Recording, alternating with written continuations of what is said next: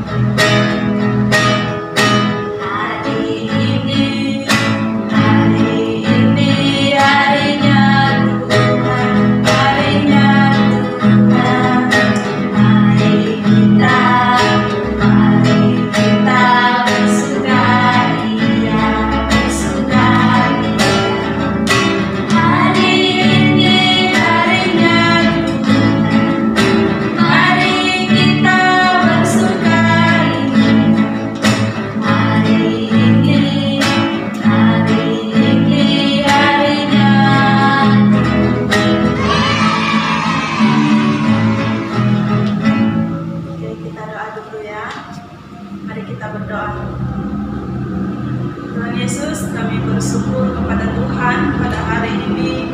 Kami mau beribadah, kiranya Tuhan boleh hadir bersama-sama dengan kami, memberkati kami semua di dalam ibadah sekolah minggu. Biarlah hati kami benar-benar fokus mau memuji Tuhan, hati kami rindu untuk dilawat oleh kebenaran firman Tuhan. Berkati ibadah kami ya Tuhan, dari awal hingga kami dapat mengakhirinya dengan baik. Di dalam nama Tuhan Yesus kami berdoa. Amin. Nah, adik-adik, kita akan melanjutkan pujian kita dengan lagu Satu Anak Tuhan Bawa Teman ke Sekolah Minggu.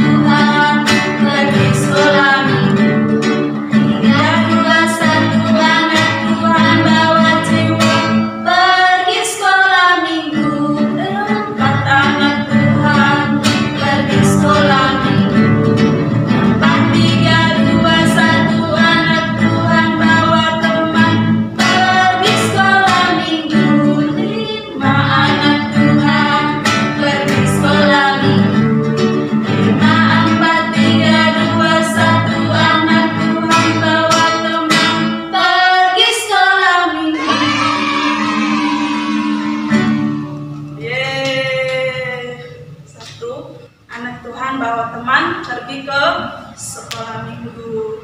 Nah, adik-adik, kita terus memuji Tuhan. Kita akan menyanyikan satu pujian, Jalan Serta Yesus.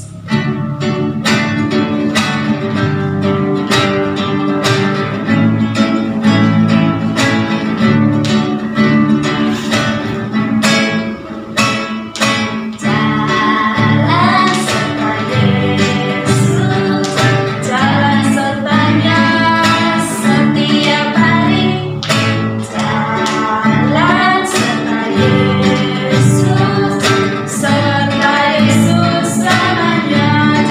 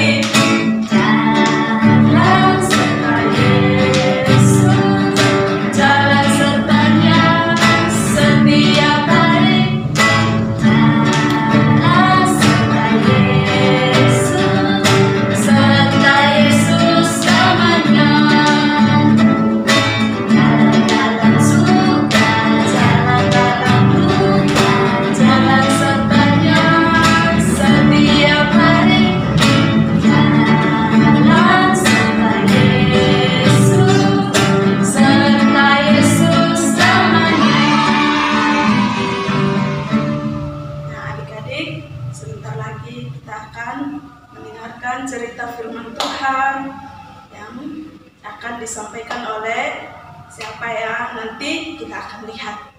Persiapkan hati, persiapkan Alkitabnya juga, dan kita akan mendengarkan firman Tuhan. Namun sebelum kita mendengarkan firman Tuhan, kita nyanyi dulu satu lagu. Ada satu sobatku yang sedih.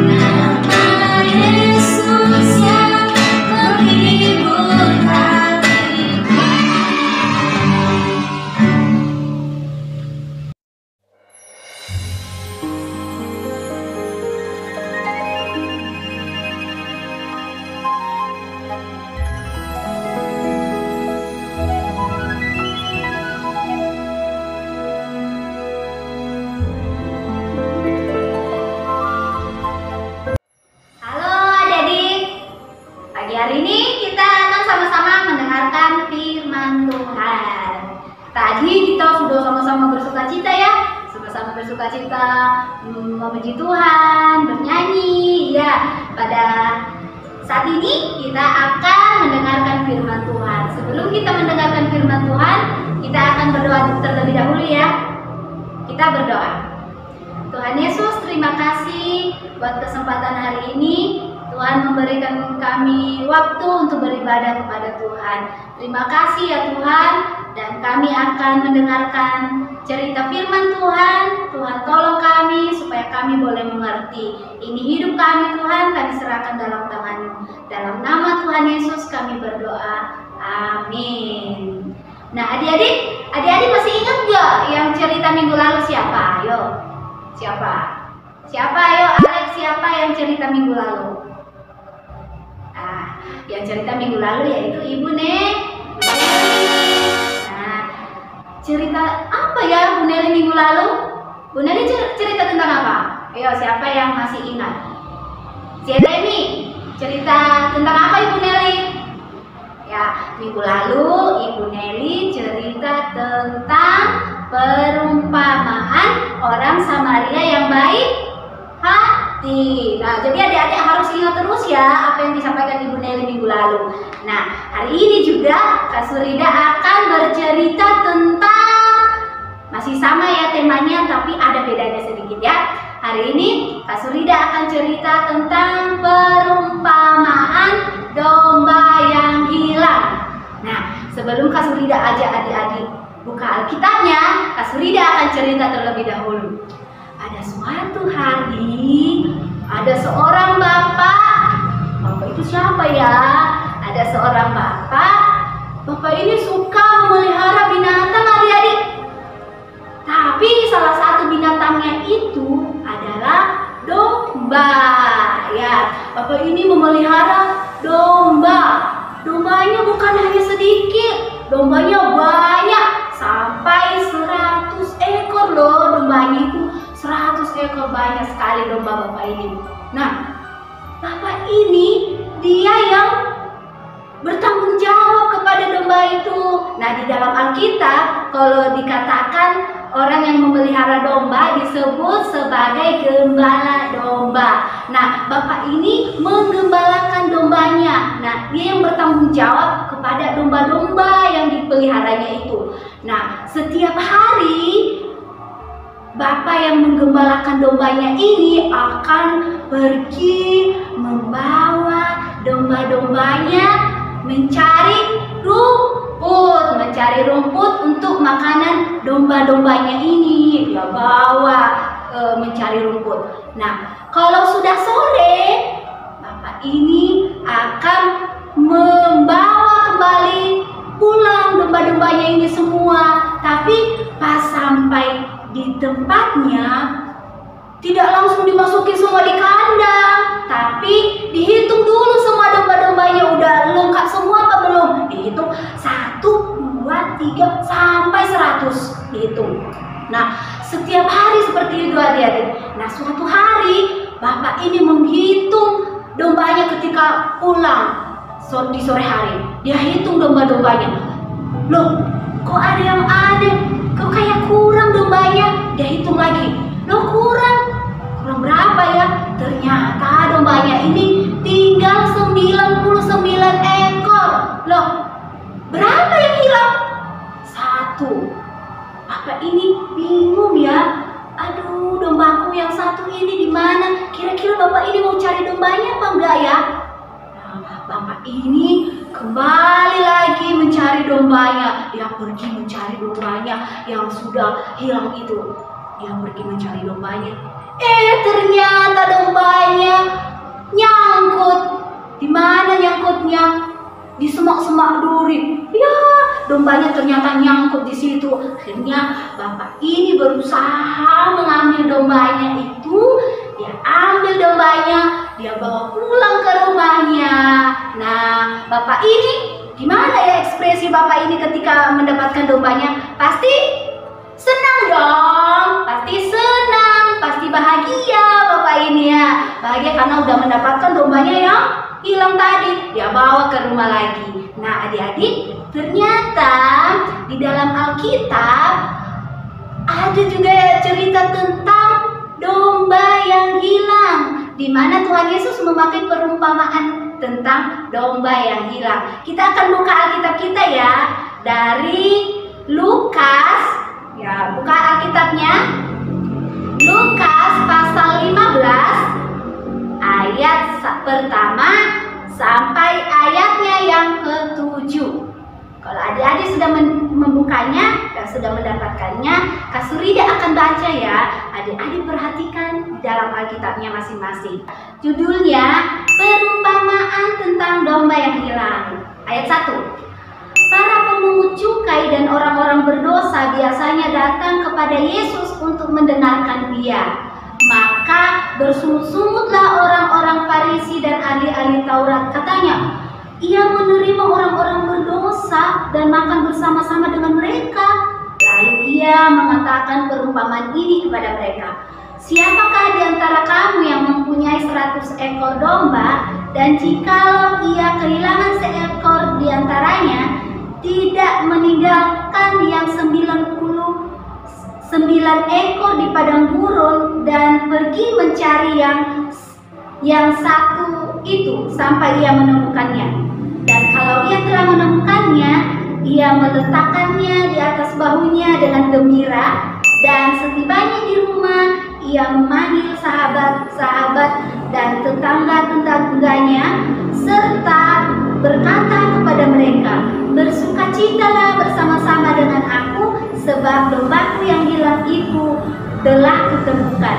Aku berkata kepadamu, demikian juga akan ada sukacita di surga karena satu orang berdosa yang bertobat, lebih daripada sukacita karena 99 orang benar yang tidak memerlukan pertobatan." Jadi adik-adik, firman Tuhan yang sudah kita baca hari ini, Tuhan Yesus memakai perumpamaan ini ketika orang-orang Farisi bersungut-sungut. Kenapa orang-orang Farisi bersungut-sungut ya? Nah, karena kita sudah baca tadi ya kan ya, orang-orang berdosa dan pemungut cukai itu suka datang kepada Tuhan Yesus. Orang berdosa loh, pemungut cukai suka datang kepada Yesus, mendengarkan Tuhan Yesus. Ketika Tuhan Yesus bercerita, mereka duduk tenang, mereka duduk bersama-sama dengan Tuhan Yesus, mendengarkan cerita Tuhan Yesus. Ketika orang Farisi melihat Tuhan Yesus duduk bersama orang-orang berdosa ini, mereka bilang begini, "Kenapa sih Tuhan Yesus itu duduk sama orang-orang berdosa itu? Mereka kan orang-orang berdosa. Ngapain Tuhan Yesus duduk bersama-sama dengan mereka?" Maka mulailah mereka bersungut-sungut. Mereka ngomel-ngomel kepada Tuhan Yesus. Maka ketika Tuhan Yesus melihat orang-orang Farisi ini bersungut-sungut, maka Tuhan Yesus memberikan perumpamaan ini kepada orang-orang Farisi. Berkata, "Siapa sih di antara kamu, jika ada di antara kamu yang memiliki 100 ekor domba dan salah satu di antaranya hilang 1 ekor, apakah kamu meninggalkan yang 99 ekor ini lalu mencari yang 1 ekor atau bagaimana?" Nah, tentunya seorang gembala yang baik, dia akan mencari dombanya yang hilang. Dia mencari dan akan membawanya pulang. Dia tidak membiarkan dombanya yang hilang itu. Dia pasti akan mencari. Nah, itu kata Tuhan Yesus kepada orang-orang Farisi. Nah, ketika dombanya hilang, maka harus dicari. Enggak dibiarkan begitu saja. Nah, ketika sudah ditemukan, maka gembala domba ini akan sangat bersukacita sekali. Nah, gitu ya adik-adik. Maka Tuhan Yesus memberikan penerapan dalam bagian ini bahwa Tuhan Yesus berkata, begitu juga dengan Tuhan Yesus. Tuhan Yesus itu datang di dunia ini untuk mencari orang-orang yang hilang. Maksudnya apa? Orang-orang yang berdosa, untuk menyelamatkan orang-orang yang berdosa, membawanya di pangkuan Bapa. Supaya apa? Supaya mereka diselamatkan. Karena Tuhan Yesus tidak mau membiarkan umatnya terus-menerus ada di dalam dosa, terus-menerus meninggalkan Tuhan. Tapi Tuhan Yesus datang ke dunia untuk mencari mereka yang telah jauh daripada Tuhan Yesus, membawa pulang di pangkuan Bapa supaya mereka bisa diselamatkan. Nah, begitu kata Tuhan Yesus, supaya semua orang bisa diselamatkan. Dan ketika Tuhan Yesus sudah melihat satu orang yang bertobat, katanya satu orang yang bertobat pasti akan bersukacita sekali, pasti akan senang sekali Tuhan Yesus ketika melihat satu orang yang bertobat. Nah, begitu juga dengan kita yang sekarang ya. Ketika Tuhan Yesus melihat adik-adik sudah mulai rajin beribadah, sudah mulai rajin membaca Alkitab, maka Tuhan Yesus sangat senang. Nah, kalau Tuhan Yesus, kalau Tuhan sudah melihat kita selalu nakal, selalu meninggalkan Tuhan Yesus, tidak mau dengar-dengaran, tidak mau baca Alkitab, Tuhan Yesus sedih enggak? Sedih dong kalau Tuhan Yesus melihat seperti itu. Tapi Tuhan Yesus berharap kita semua anak-anak harus datang kepada Tuhan Yesus. Makanya Tuhan Yesus datang ke dunia untuk mencari kita manusia-manusia berdosa, dan supaya kita semua akan diselamatkan dan kita akan bersama-sama bersuka cita nanti di dalam kerajaan surga ketika kita sudah bersama-sama Tuhan Yesus pada akhir zaman nanti ya. Jadi begitu. Nah, adik-adik jangan pernah bosan-bosannya untuk datang beribadah kepada Tuhan Yesus. Kalau selama ini malas beribadah, selama ini tidak membaca Alkitab, tidak mau berdoa, maka hari ini adik-adik harus datang kepada Tuhan Yesus dan ambil komitmen akan mau mengikut Yesus, karena Tuhan Yesus adalah gembala kita dan kita adalah dombanya, kita adalah murid-muridnya. Oke, sip? Jadi adik-adik harus ingat ya semua, kita adalah murid-murid Tuhan Yesus, kita adalah domba Tuhan Yesus yang sudah diselamatkan. Oke? Jadi adik-adik harus tetap mengingat akan firman Tuhan hari ini. Sampai di sini firman Tuhan yang boleh Kak Surida sampaikan. Kiranya firman Tuhan ini boleh memberkati kita semua. Kita berdoa. Tuhan Yesus, terima kasih untuk berkat-Mu pada pagi hari ini. Kami boleh mendengarkan firman-Mu. Biarlah firman-Mu boleh menjadi bekal bagi kami, supaya kami boleh menjadi anak-anak yang semakin hari semakin mencintai Tuhan Yesus. Terima kasih Bapa. Dalam nama Tuhan Yesus kami berdoa. Amin. Nah, adik-adik, kita tadi sudah mendengarkan cerita firman Tuhan. Nah, sekarang kita akan memberikan persembahan. Nah, sambil mengiring persembahan, kita nyanyi lagu persembahan.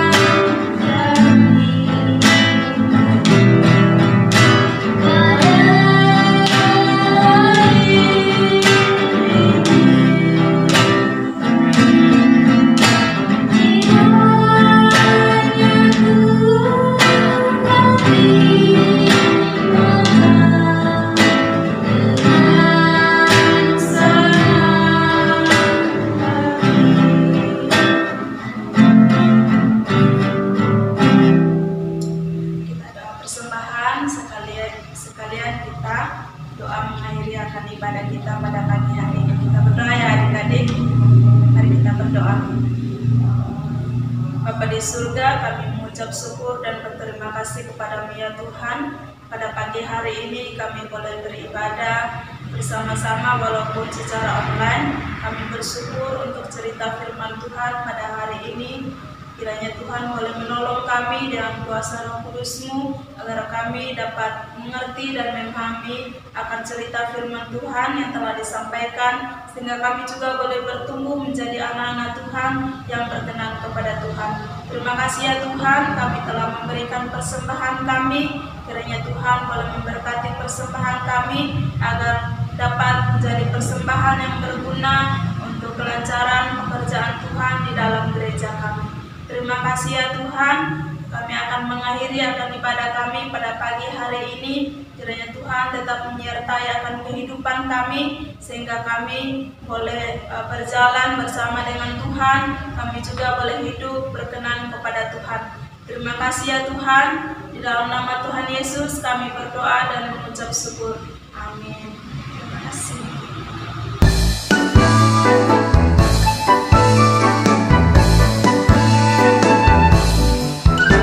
Kasihilah sesamamu seperti dirimu sendiri.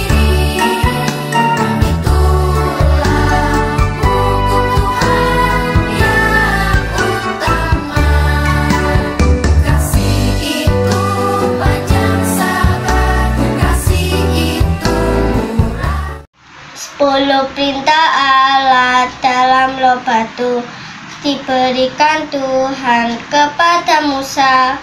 Musa membawa dari gunung Sinai, disampaikannya pada bangsa Israel. Akulah Tuhan Allahmu, jangan menyembah berhala, hormati nama Tuhanmu, kuduskanlah hari Sabat, hormati papa mamamu, jangan membunuh, berzina, mencuri, berdusta, dan ingin hak orang. Mengucapkan saksi dusta tentang sesamamu,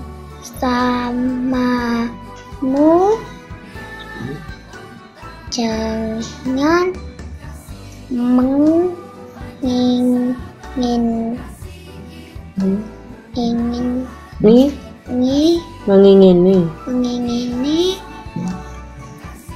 rumah sesamamu, jangan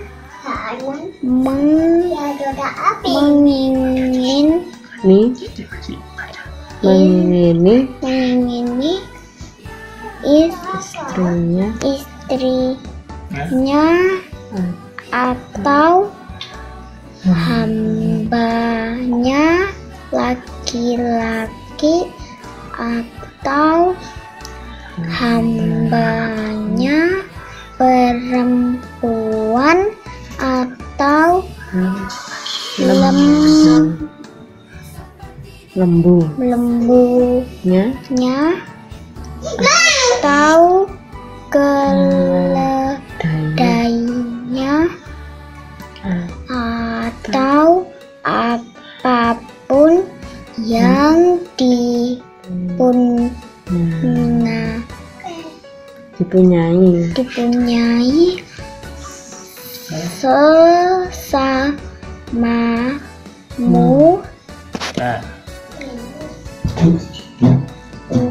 Hukum kasih dong.